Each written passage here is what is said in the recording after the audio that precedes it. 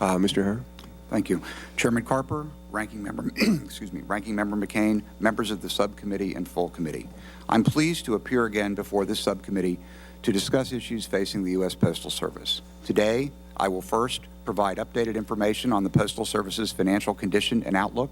Second, explain GAO's recent decision to place the Postal Service's financial condition on our high-risk list. And third, discuss options and actions to address its current and long-term challenges. It's widely recognized that the Postal Service's financial condition has deteriorated sharply over the past year. Mail volume is projected to decline 28 billion pieces this fiscal year, leading to some sobering statistics.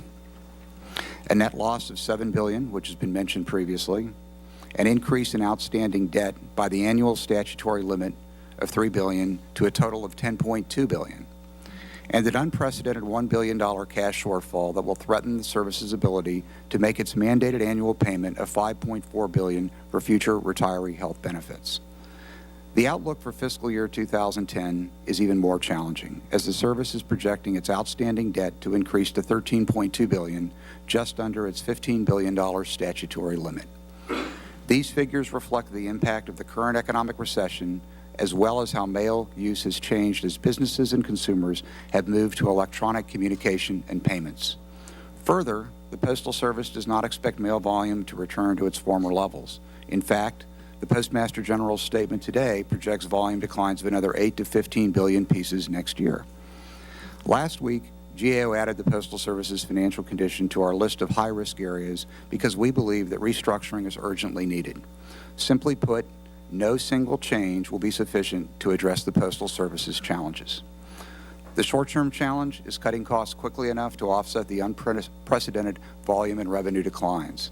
The long-term challenge is to restructure its operations, networks, and workforce to reflect changes in mail volume and use. We've called for the Postal Service to develop and implement a broad restructuring plan with input from key stakeholders and approval by Congress and the administration that includes timeframes for actions. The plan should address realigning postal services to reflect changes in the use of the mail, better aligning costs with revenues, optimizing its operations, network, and workforce, increasing mail volumes and revenues where possible, and retaining earnings to finance needed investments and repay debt. Turning to restructuring options in three key areas: compensation and benefits, postal operational networks, and revenue enhancement. Compensation and benefits, as most here know, represent about 80% of the Postal Service's costs. Reducing these costs by taking advantage of looming retirements is crucial. About 162,000 employees are eligible to retire this year, and this number will increase to almost 300,000 within the next 4 years. In addition, benefit costs could be contained by paying a lower percentage of health and life insurance premiums in line with those of other federal employees. There are also savings opportunities in postal operational networks and facilities. There's excess capacity in the 400 mail processing facilities nationwide. For example, processing capacity for first-class mail exceeds needs by 50%. About 30% of the Postal Service's retail revenue comes from stamps sold by mail, on the Internet, and at grocery stores. Accordingly, the network of 37,000 retail facilities where maintenance has been underfunded also offer consolidation opportunities, we believe. And because cutting costs cannot be the only solution, it's important to look for ways to generate revenue through new or enhanced postal products. In closing, GAO has begun work on the PIEA-mandated study of the Postal Service's business model that will examine these and other options that can lead to structural and operational reforms at the Postal Service. We look forward to working with your offices and other stakeholders here today on this effort.